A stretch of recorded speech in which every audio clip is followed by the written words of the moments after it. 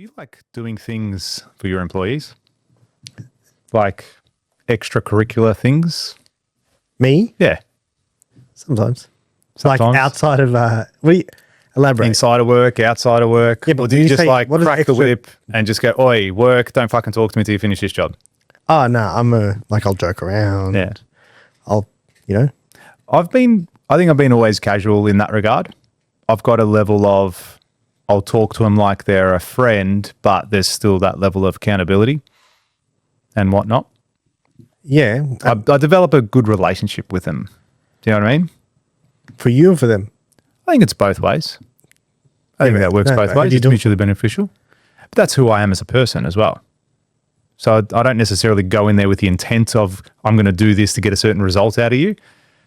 That's just my management style, I reckon, where I'll go in and I'll talk to you the same way I talk to them, I talk to you. Right. Maybe a little bit less swearing, but not much. And also depends whether it's male or female, how much I swear Of course, it depends. at them. Of course, it depends. Imagine you spoke to men and women the same.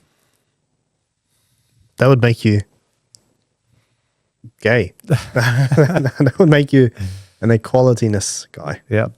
That would make you an idiot. It would. You know what I mean? Yeah. How can you not talk to them differently? Different. Yeah, I mean, it's also different personalities as well. Oh, yeah. I've also had that over the years too. Like Yeah. guys that talk differently, like you'll talk differently to them depending on their personality and how they react. Can you share an example?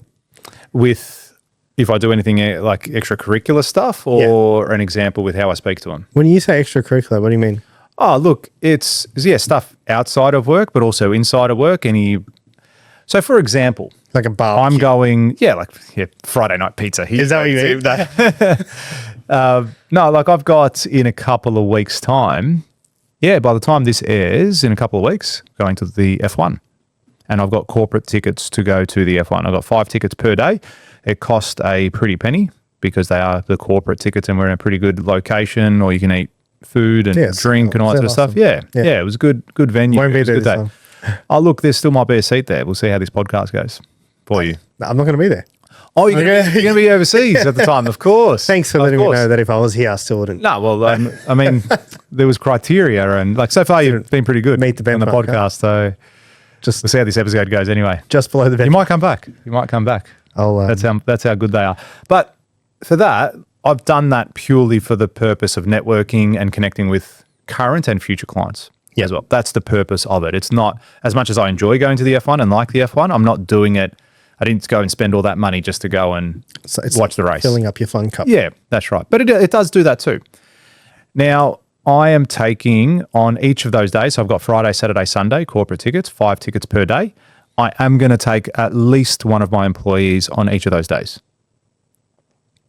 So you take someone from the team. So it's 4 days. Yeah, correct. And you'll take someone from your team Yeah, on each day. Yeah. At least one. at least one. These tickets are, look, So full disclosure, I don't really give a fuck. Okay. It's $2,000 a ticket. does everyone on the team get to go?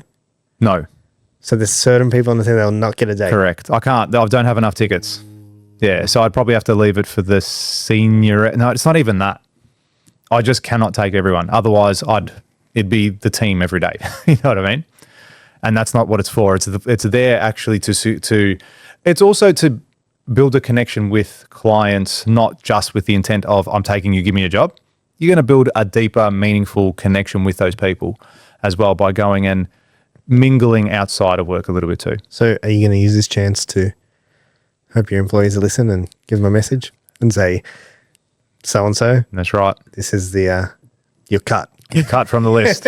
You are cut from the list. If you listen to this podcast and mention this, you're I'll back take on it. it. There we go. That's if that's not incentive, I don't know what is. That's right.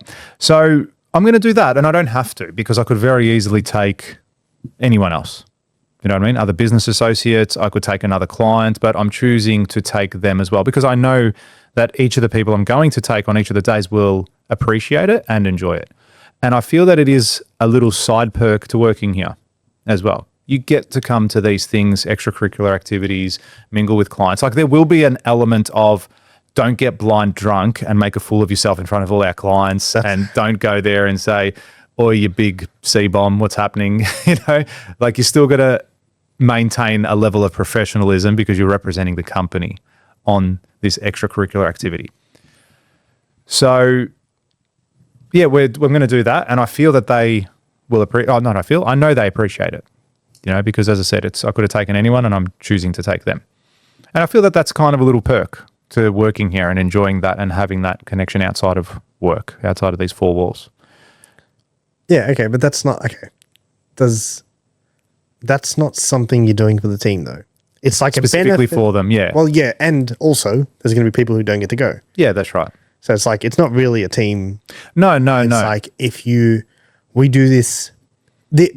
Let's just say it would be primarily for the more senior people in the business and people that have shown, you know, longevity and loyalty and all that sort of stuff. So there is a bit more of that.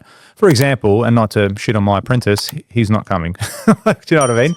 Not for any other reasons. Like he's actually, honestly, over the years, one of the best I've had. So I'm real happy with him. And it's not to say, hey, maybe I change my mind and go, okay, you know what? Well done for putting in such a great effort. How about you come here with us this weekend or whatever it might be?